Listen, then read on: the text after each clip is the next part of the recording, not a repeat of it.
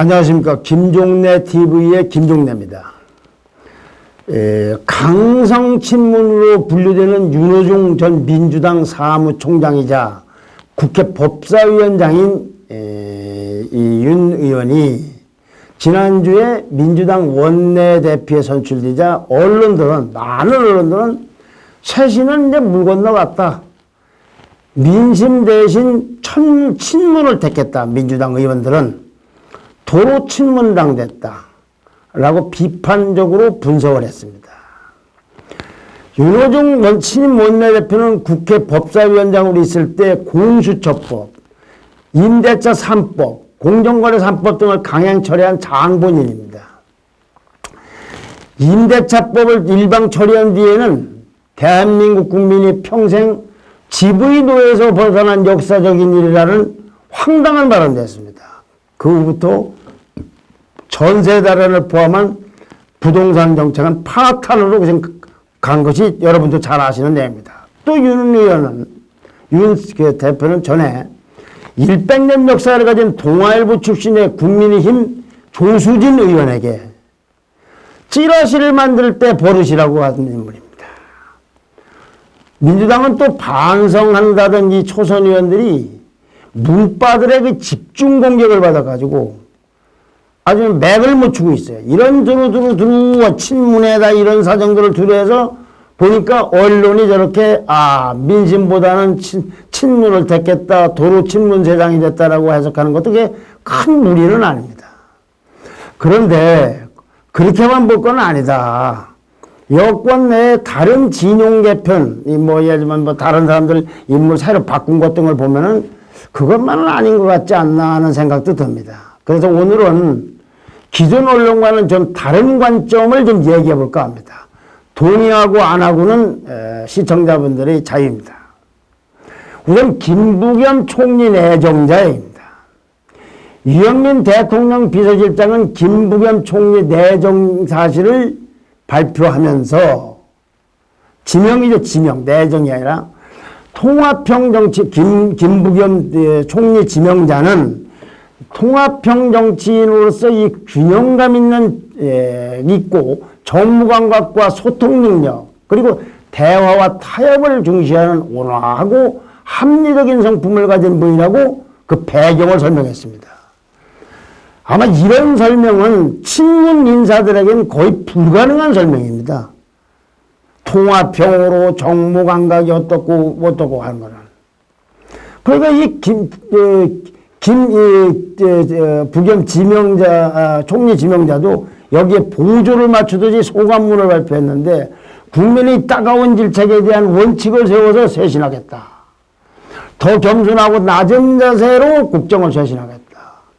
상식과 국민 높이에 맞춰 정책을 펴고 정책 운영을 다잡아게 하겠다. 친문이 입에 달고 다니는 개혁의 개자도 끊어지지 않았어요. 또 김부겸 총리 지명자와 함께 교체된 이번에 국토교통부 장관, 과학기술정보통신부 장관, 산업통상자원부 장관, 고용노동부 장관, 해양수산부 장관 등 이 5개 부처 장관 새로 들어온 지명자들도 내정자들도 친문 정치인이 아니고 전문가와 관료로 채웠습니다.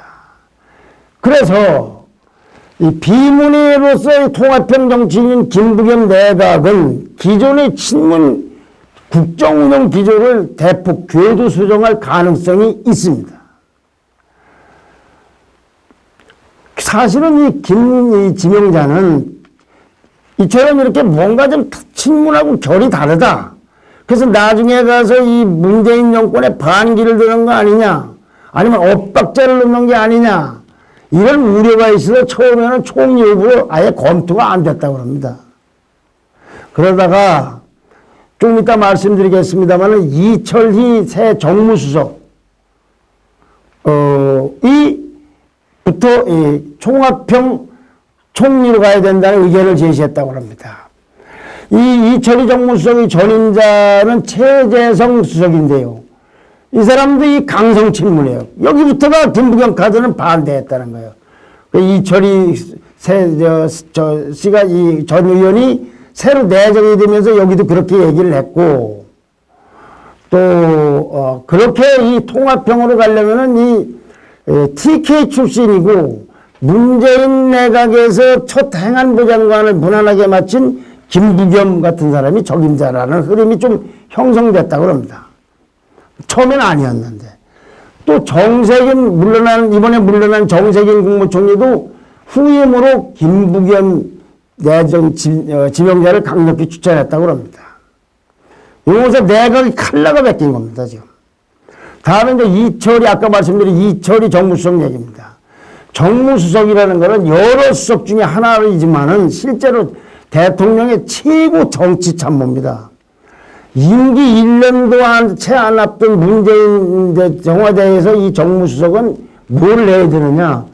민주당 내 차기 대선 후보 선출 과정, 그리고 문재인 대통령 임기 말에 마지막에 무난한 이런 정치적인 마무리 지을 것, 이런 등등의 아주 고난도 과제들이 놓여져 있습니다. 야당과의 관계도 간단한 일이 아닙니다.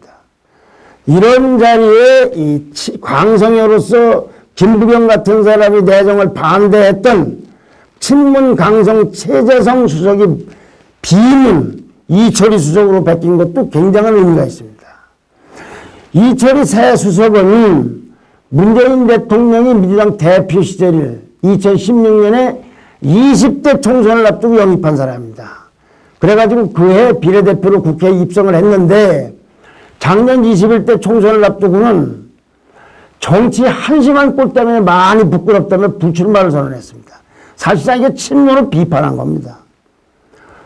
또 이 조국 사태 때 검찰 공격에 열을 올렸던 당내 친문과는 달리 상대를 죽여야 내가 사는 정치는 결국 여야 국민들에게 모두 패자를 만들 뿐이다. 윤석열 전 총장이 떠오르는데 여권이 책임져야 할 부분은 인정했으면 좋겠다라고 친문과는 결이 다른 얘기를 하고 있어요. 이 사람 역시 수석이 내정된 후에 조금 생각이 다르는 여러 이 옵션들을 문 대통령께서 충분히 검토하고 좋은 결정을 내도록 하는 것이 내용입니다. 한 가지로만 보고하니까 이런 경우 저런 경우를 보고하겠다. 또 할 말을 하고 아닌 것을 누라고 말할 수 있는 참모가 되겠다. 이거 보통 각오 갖고는 안 되는 겁니다. 그러니까 이 사람도 친문기조 일변도로 문을 부자하지는 않겠다는 메시지를 읽을 수 있습니다. 여기에다 또 당내 흐름도 좀 봐야 됩니다.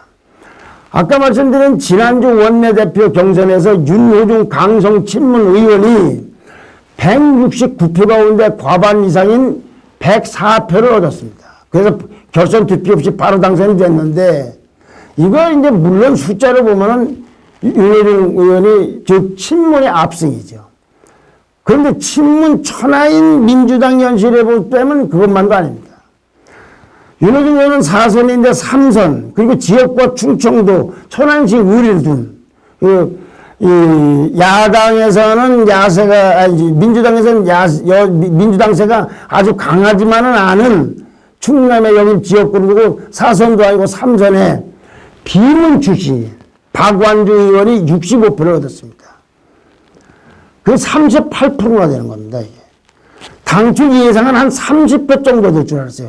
민주당 내 판세가 그렇습니다. 친문이 압도적으로 많은데, 이거는 간단치 않은 표가 난 겁니다. 그럼 그때 윤호중 대표하고, 후보하고 원내대표 경선할 때 경쟁을 하면서 검찰개혁하고 언론개혁 같은 거 속도도 조절하고 다음 정부를 넘기자 우리 당이 독식하고 있는 상임위원장도 원래대로 야당한테 좀 배분하자, 이런 주장을 폈던 거예요. 근데 이게 묘한 게요. 여기부터는 좀 과대 상상할 수 있는데, 친문이 얻은 표가 104표다. 그리고 친문을 안 찍은 표가 65표다. 친문이 300석 중에서 사실 104표라는 얘기예요. 여기서 오늘 이번 결과만 놓고 보면 비문이 다른 행동할 경우는 이게 아주 미묘한 상황이 올 겁니다. 이건 좀 과도한 상상입니다만은 야당을 연명할 수도 있는 거 아닙니까? 그런 일은 없겠지만 하여튼 숫자적으로는 그런 의미를 갖고 있다. 이거. 그 다음에 이제 오선 의원들의 이제 민주당의 변재일, 뭐 이상민, 안민석 있고, 사선 의원은 노웅래, 안규백, 정성 의원 등 있는 이 사람들이 대부분 민주당의 비주류로 중진들이에요. 이 6명이 입장문을 내고서 초선 의원들 맹비판한 강성당원들을 비판을 했어요. 이들이 온라인에 게재된 초선 의원들을 배은맹덕이라고 맹비판하는 이 권리당원 일동명의 성명서, 이걸 언급하면서 이건 전체 권리당원 명의를 사칭하는 것으로 당원 당규라든가 실정법에 저촉될 수 있는 행위다. 초선 의원들은 일부가 공격하는 거지만 권리당원 일동이라고 하면 안 되는 것이다. 자기 생각과 조금이라도 다른 의견에 대해서는 불문국지가 적대시하는 거, 이건 당의 발전을 저해하는 행위라고 지적을 했습니다. 이 문바라고 불리는 강성당원들에 대해서 집단적으로 우리 중진위원회 6명이 공개적으로 이렇게 비판한 건 민주당 사상 처음이라고 합니다. 그러니까 이런 상황에서 내달 2일에는 민주당의 대표 경선이 있습니다. 현재 3명이 출마를 했습니다.